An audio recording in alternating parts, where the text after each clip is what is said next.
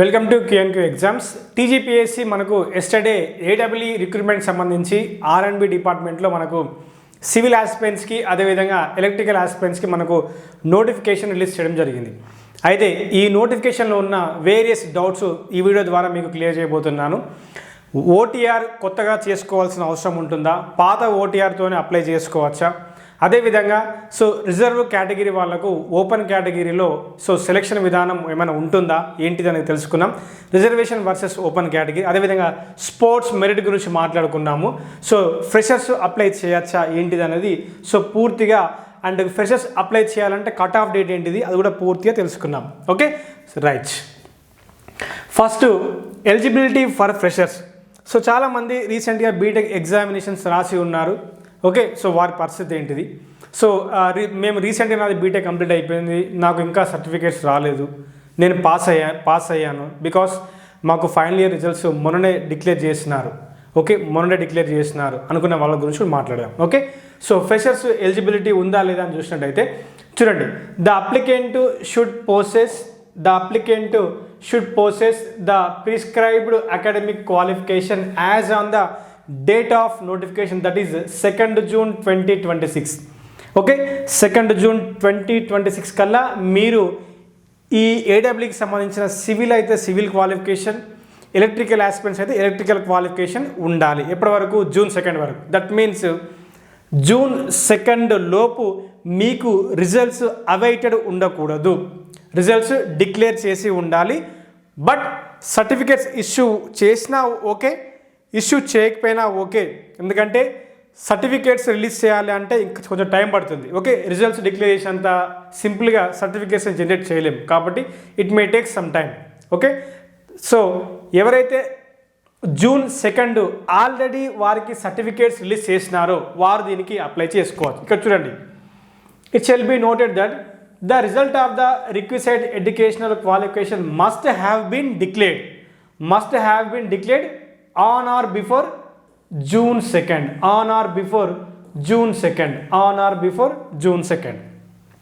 by the concerned university on the date of this notification, that is June 2nd లోపు మీ యొక్క final semester results declare చేసి ఉండి ఆ డిక్లరేషన్లో మీరు పాస్ ఆఫ్ అయ్యేలా backlogs will not be allowed. Okay right, ఇట్లా allow అలాంటిది ఏముండదు. June 2nd లోపే మీ రిజల్ట్స్ ఎలా డిక్లేర్ అయి ఉండాలి, రిజల్ట్స్ June 2nd లోపు డిక్లేర్ అయి ఉండాలి. That should be declared and you must be pass. Okay, మీరు పాస్ అయి ఉండాలి. ఓకే, మీరు పాస్ అయి ఉంటే మీరు దీనికి అప్లై చేసుకోవచ్చు. అండ్ సర్టిఫికేట్స్ ఇప్పుడు అవసరం లేదు. సర్టిఫికేట్ విషయంలో మీరు అది డీవీ టైంలో, ఓకే, ఎట్ ద టైం మీరు సెలెక్ట్ అయిన తర్వాత డాక్యుమెంట్ వెరిఫికేషన్ టైం కల్లా మీరు సర్టిఫికేట్స్ని ప్రొడ్యూస్ చేస్తే సరిపోతుంది. మరి సర్టిఫికేట్స్ రాలేదు, మరి ఆన్లైన్ అప్లికేషన్లో సర్టిఫికేట్స్ అడుగుతుంది కదా, మరి ఏం చేయాలి అప్లికేషన్లో? ఇఫ్ ఇన్ కేస్ ఒకవేళ సర్టిఫికేట్స్ అడిగితే మీరు అందులో మీ యొక్క final year mark sheet, okay, final year mark sheet మీరు ప్రొడ్యూస్ చేయండి. Okay, final year mark sheet, for example మీరు ఇప్పుడు 4th రిజల్ట్స్ డిక్లేర్ చేసినారనుకోండి, ఆ 4th ఇయర్ 2nd సెమిస్టర్ సంబంధించిన ఆ రిజల్ట్స్ పీడిఎఫ్ అనేది, ఆ రిజల్ట్ స్క్రీన్ షాట్ని అయినా దాని పీడిఎఫ్ రూపంలో పెట్టైనా మీరు అప్లై చేసుకోవచ్చు ఈ అప్లికేషన్కి. Okay right. Okay right. Old students అయితే 2025లో పాస్ అయిన వాళ్ళకి నో ఇష్యూస్, వాళ్ళకి సర్టిఫికేట్స్ ఆల్రెడీ ఉంటాయి కాబట్టి నో ఇష్యూస్.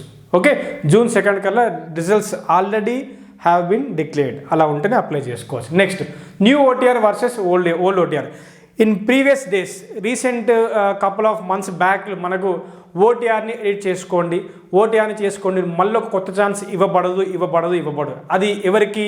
ఆల్రెడీ అప్లైడ్ వాళ్ళకి, ఆల్రెడీ ఓటీఆర్ ఉన్న వాళ్ళకి ఏమైనా కరెక్షన్స్కి ఇంకొక ఛాన్స్ లేదు అని అప్పుడు ఒక విధంగా నోటీస్ రిలీజ్ చేయడం జరిగింది. నౌ ఇది కొత్త నోటిఫికేషన్ కాబట్టి రీసెంట్ పాస్ అవుట్స్ వాళ్ళు కూడా ఉంటారు కాబట్టి June 2nd లోపు రిజల్ట్స్ డిక్లేర్ అయిన వాళ్ళు కూడా జస్ట్ 2-3 days బిఫోర్ కూడా రిజల్ట్స్ డిక్లేర్ చేసిన వాళ్ళు ఉంటారు కదా June 2nd before.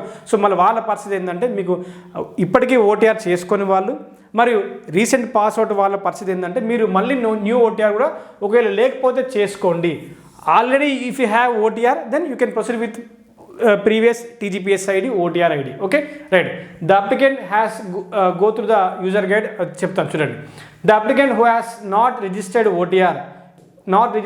OTR previously has to visit the website tgpsc.gov.in and fill the OTR form to obtain TGPSC ID. Okay, so మీరు ఇప్పటివరకు ఓటీఆర్ చేసుకోకపోతే మీరు మళ్ళీ ఫ్రెష్గా ఓటీఆర్ స్టార్ట్ చేయండి, ఓటీఆర్ ఫామ్ ఫిల్ చేయండి, దాని ద్వారా టీజీపీఎస్ ఐడి పొందండి. ఆ టీజీపీఎస్ ఐడి అండ్ పాస్వర్డ్తో మీరు లాగిన్ అయ్యి మీరు ఫామ్ ఫిల్ చేసుకోవచ్చు. ఓకే, మరి what about the already registered in the OTR, the applicant can directly access the application form using their TGPSC ID credentials. Okay, right. And while filling the OTR, you have to don't do such mistakes. No mistakes in it. అది కూడా చూసుకోండి. Once mistakes మళ్ళీ దాన్ని edit చేయడానికి option అయితే ఉండదు. Okay, right. Okay, కొత్త OTR అసలే లేదంటే మీరు న్యూ ఓటీఆర్ చేసి ఫామ్ ఫిల్అప్ చేసుకోండి. ఆల్రెడీ ఓటీఆర్ ఉంటే సో డైరెక్ట్గా మీరు ఫామ్ని యాక్సెస్ చేసుకోవచ్చు. Okay, clear.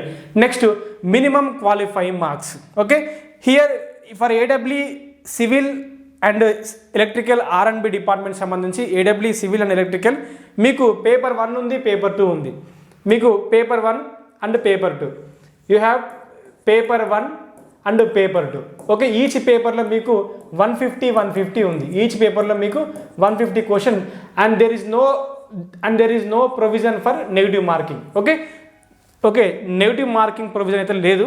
Okay, negative marking అయితే లేదు. సో మీకు ఇది ఒక బంపర్ బోనజా అనుకోవచ్చు, మంచి బెనిఫిట్ అని కూడా అనుకోవచ్చు. There is no such negative marking in this paper 1 as well as paper 2. Paper 1 అనేది బైలింగ్వల్ ఉంటుంది, తెలుగులో ఉంటుంది, ఇంగ్లీష్లో ఉంటుంది, ఈవెన్ ఉర్దూలో కూడా ఉంటుంది. Okay, regional language award. Next paper 2 మాత్రం అది ప్యూర్లీ ఇన్ ఇంగ్లీష్లో ఉంటుంది, అది మాత్రం గమనించండి. దట్ ఈస్ కోర్ కాబట్టి. ఇక్కడ చూడండి, మరి క్వాలిఫై మార్క్స్ ఏం రావాలి? The selection of the candidate for appointment to the post will be made by the examination objective type through CBT or OMR. Okay, ఇక్కడ OMR ప్రస్తావన కూడా వచ్చింది, చెప్పలేము. OMR వెళ్ళొచ్చు లేదా CBT వెళ్ళొచ్చు, అది తర్వాత నోటీస్ రిలీజ్ చేస్తామని కూడా చెప్పింది, మీరు నోటీస్ క్లియర్గా చూడొచ్చు.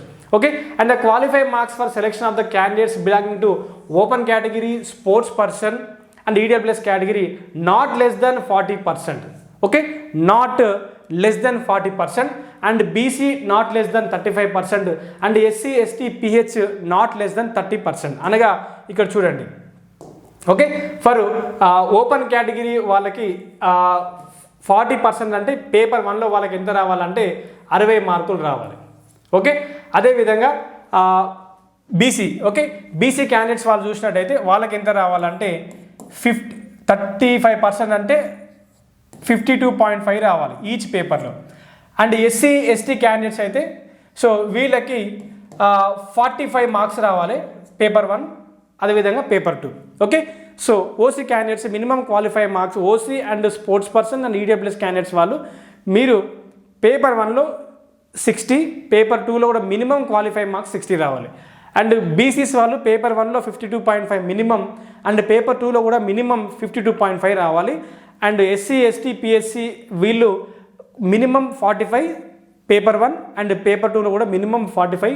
This is minimum qualifying marks. Okay, so ఒకవేళ దీనికైనా తక్కువ, మీరు పేపర్ 1లో దీనికైనా తక్కువ వచ్చినా, పేపర్ 2లో కూడా దీనికైనా తక్కువ వచ్చినా కూడా మీకు సెలెక్షన్ అనేది ఉండదు. అది క్లియర్గా మెన్షన్ చేసినారు ఈచ్ పేపర్లో. ఇక్కడ ఈచ్ పేపర్ అనే ప్రస్తావన లేదు, but you can assume each paper compulsory. ఎందుకంటే మనం ప్రీవియస్ నోటిఫికేషన్ కూడా అలాగే each paper there is a minimum qualify marks అని ఉంటుంది. ఓకే, ఇక్కడ నెగిటివ్ మార్కింగ్ కూడా లేదు కాబట్టి సో జాగ్రత్తగా. ఓకే, మీకు కొంచెం అడ్వాంటేజ్ కూడా అవుతుంది, చూసుకోండి. బట్ అండ్ ఫైనల్ సెలెక్షన్, ఓకేనా, and final selection. So candidate will be selected in the order of merit as per the rank in the merit list. Okay, so minimum క్వాలిఫైయింగ్తో పాటు ఎంత ఎక్కువ మార్కులు తీసుకుంటే అంత మంచిది. సమ్ టైమ్స్ కొన్ని చోట్ల కొన్ని పోస్టులు కొన్ని సోషల్ కేటగిరీ ప్రకారం కొందరికి మినిమం మార్క్స్ కన్నా కొంచెం అటు ఇటు అయినా అక్కడున్న number of availability of post according to the category wise ఉన్నప్పుడు కొందరికి బై డిఫాల్ట్ ఏదో సమ్ అదృష్టంలో మినిమం క్వాలిఫై కన్నా ఒక 5-6 మార్కులు అటు అయినా కూడా జాబ్లో వచ్చే అవకాశాలు కొన్ని ప్రీవియస్ నోటిఫికేషన్ చూసినాం మనం. But నౌడేస్ there is a lot of competition. Okay, so competition level అనేది పెరిగిపోయింది కాబట్టి ఈసారి అలాంటి పరిస్థితి అయితే లేదు. ఎవరు అయితే ఎక్కువ మార్కులు తెచ్చుకుంటారో, ఓకే, మినిమం క్వాలిఫై మార్క్స్ దాటి ఇంకా ఎక్కువ మార్కులు తెచ్చుకుంటారో సో వాళ్ళకైతే జాబ్ పొందడానికి అవకాశం ఉంటుంది. బట్ మినిమం మార్కులు అయితే మీరు దృష్టిలో పెట్టుకోండి. ఏదో నామమాత్రాన చదివితే మాత్రం రాదు. That is careful. Okay, nowadays standard of paper కూడా చేంజ్ అయిపోయింది. న్యూ రిఫార్మ్స్ కూడా ఇంట్రడ్యూస్ చేస్తున్నారు, మీకు అది తెలిసి ఉంటుంది. Okay, right. So OC and EWS వాళ్ళకి 60 మినిమం రావాలి పేపర్ 1లో, అండ్ బీసీ వాళ్ళకైతే మినిమం 52.5 రావాలి పేపర్ 1లో, and SC ST PH candidates అయితే మినిమం 45 అయితే రావాలి out of 150 marks. Okay, right, in each paper. Okay, right. So scheme of examination. So paper 1 150 duration 150 questions 150 minutes 150 marks, and paper 2 కూడా 150 questions 150 marks 150 minutes and 300 marks. Okay, right, for both civil and ఇక్కడ చూడండి. So paper 1 అయితే bilingual ఉంటుంది, English and తెలుగులో ఉంది, and paper 2 మాత్రం ఇంగ్లీష్లో మాత్రమే ఉంటుంది. దట్ ఈస్ టెక్నికల్ కాబట్టి టెక్నికల్ పార్ట్ అలాగే ఉంటుంది. Okay, right. నెక్స్ట్ రిజర్వేషన్ పరంగా చూద్దాం. ఫర్ ఎగ్జాంపుల్ ఇక్కడ మనకు BC SC ST EWS open category ఉంది కదా, మరి దీని సంగతి ఏంటో చూద్దాం. ఫర్ ఎగ్జాంపుల్ మీకు రిజర్వేషన్ ఉందనుకోండి, BCO SCO STO EWS reservation ఉందనుకోండి, మరి ఓపెన్ కేటగిరీ, ఎందుకంటే ఇక్కడ వేకెన్సీస్ కొన్ని ఇప్పుడు మనకు ఓకే సివిల్కి ఎక్కువ పోస్టులు ఉన్నాయి, ఎలక్ట్రికల్కి జస్ట్ 49 వేకెన్సీ ఉన్నాయి, సివిల్కి 222 వేకెన్సీస్, అండ్ ఎలక్ట్రికల్ వాళ్ళకి జస్ట్ 49 వేకెన్సీస్ ఉండడం జరిగింది. సో మరి ఎలా? ఓకే, ఫర్ ఎగ్జాంపుల్ మీ కేటగిరీలో 1 2 పోస్టులు నేను చేసి మా కేటగిరీలో ఒక పోస్టే ఉన్నది, నేను మరి అప్లై చేయొచ్చా లేదా అనే వారికి ఈ పాయింట్ యూస్ఫుల్ అవుతుంది. చూడండి. Okay, so there will be reservation in direct recruitment in respect of the scheduled tribes, scheduled caste, backward classes and economically weaker sections and a person with disabilities. Okay, so and horizontal reservation in respect of women and a meritorious sports person. Okay, in of Telangana state subordinate services and various GOs and amendments. Okay, next, the rule of reservation will be applicable in terms of general rule 22A amendment of Telangana state and subordinate services rules 1996 and as per the GO number 3 and various GOs. Okay, applicable అవుతుంది. And ఇక్కడ మీరు చూడొచ్చు. So apart from the reservation for BCs ఎస్సీస్ STs EWS. Okay, right. Next, the applicants belonging to the SC ST BC EWS and differently abled persons and who also avail the upper age relaxation. Okay, will also, ఇది very very important. Okay, so will also be considered for open category vacancies, will also be considered for open category vacancies. And for example other state, what about for other states?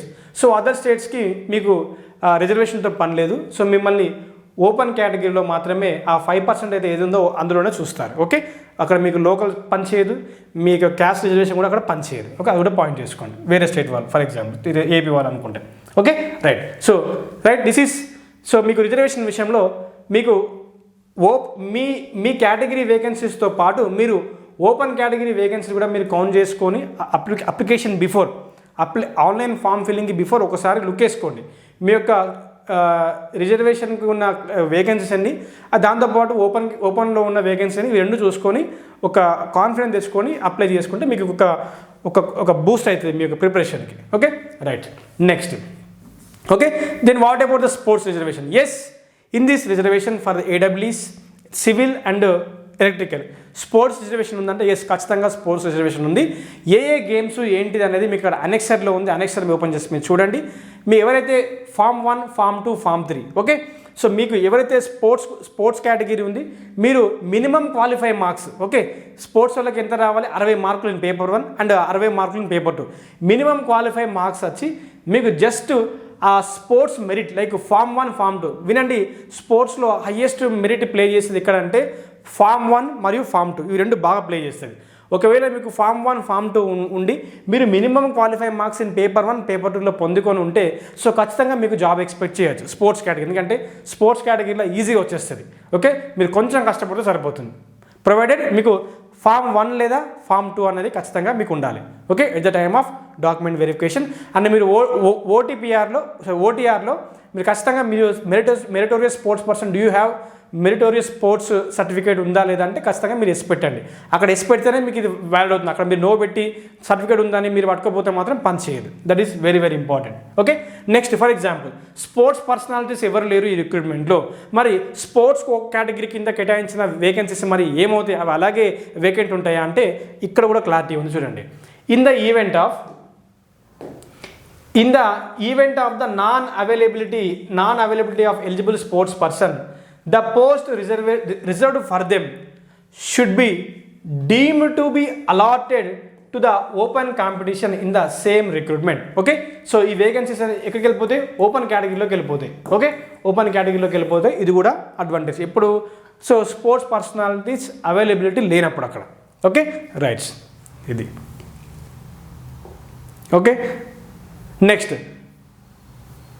ఇక్కడ చూడండి. So category wise and sports wise and open కేటగిరీలో ఉన్న vacancies మనం చూడొచ్చు. Okay, this is state level recruitment అని చెప్పుకోవచ్చు.